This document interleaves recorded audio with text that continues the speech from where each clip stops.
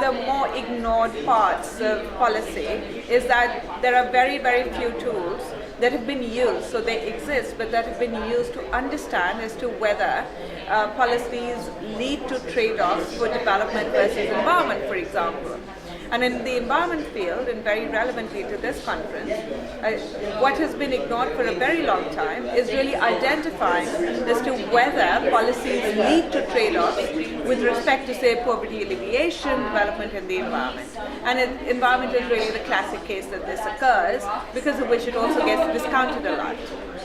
So one of the things that we also hoping from the International Initiative on Impact Evaluation, or 3IE, is also we're hoping to advocate for the use of rigorous methods to then identify and measure the extent and the magnitude of these trade-offs, because that's a really important input into deciding as to whether policy change should take place or not.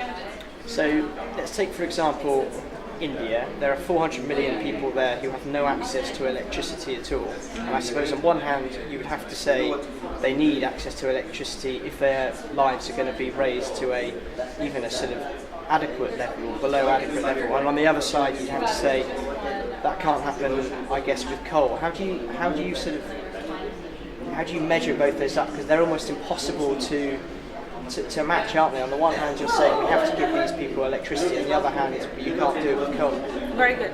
So I'm going to sort of shift the question a little bit, because I've been talking about this and it's an area that I can inform in a much more rigorous way, which is that in a lot of cases we sort of assume that there are trade-offs. So for example, when you introduce a policy, say that increases agricultural productivity, one can imagine that price increases, or road building, for example, gives you access into forested areas. It increases agricultural and rural incomes, but then on the other side it also leads to land degradation and reduction of forests. What I want to underscore is that actually in a lot of cases you can get win-wins, but you can only identify these if you look into each one of these cases and contexts in a very detailed way. So I can give you a situation, and this is one of the studies that I also presented, where a reduction in cost, for example, which in agricultural cost leads to increased profitability, but it leads to increased profitability in a way that it actually reduces or takes back the agricultural frontier, and therefore reduces the pressure on forests, because people start to intensively cultivate the land that they have rather than cultivate on the extensive frontier.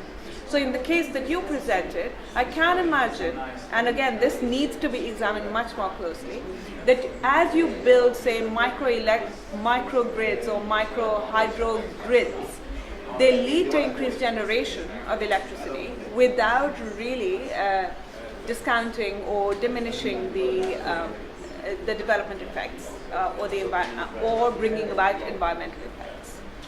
And you know, when you talk about development, I guess for politicians it's so important to be able to show their citizens development, and they work on quite short time scales, and keeping happy people is probably more important than keeping a happy environment, particularly over the short term. How does this kind of fit in with politics, and what sort of leaders are trying to do? Because again, you look at India and you look at what the current government is very clear that it wants to give electricity to the people and promote development. Is there a kind of middle path? Is there a sort of politically feasible middle path?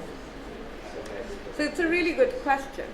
I mean, these are the first part of this big conundrum or problem is definitely a discounting of environmental benefits, because they tend to go far into the future, and then they get traded off against development benefits, which are much more close by.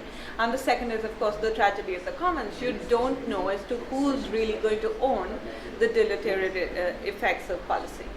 I think both of these require definitely great ownership, and so you do need to navigate the politics of this much better. But I think, and I can't stress this enough, I think the second part of this is definitely about measurement, and really knowing as to what is the negative effect that's going to occur, and really bringing the numbers back to the people and letting them decide.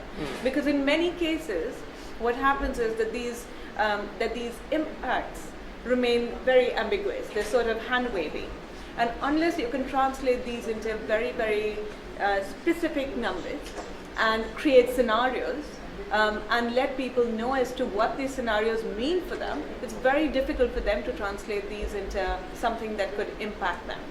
So that's one of the things that I'd really underscore. And I guess finally, picking up on that, what you've just been saying, I mean, when you look at, say, China, and you look at the smog in Beijing, they had a recent marathon there, and half the people seem to be wearing masks. I mean, it's horrendous. Are those kind of examples that make your job easier in terms of being able to show, look, you can develop, but if you develop this way, it's going to have a negative impact, So short term and long term. Right. It does have to build that scenario, but I think a lot of the communication behind climate science is really, the challenge of communication lies in essentially building these kinds of scenarios. I think the IPCC tried to deal with it a few years ago when they sort of shifted their very, very abstruse technical language and then created these probability bands and sort of said, okay, this is extremely, extremely probable, and then this is less probable, etc., so that it got people to understand as well as to what this meant for them. And I think it does require then these very manifest images that are required for scenarios to be built around them. So I'm not sure that it makes my job easier or the Jeff's job easier, but it definitely helps to translate impacts into vision.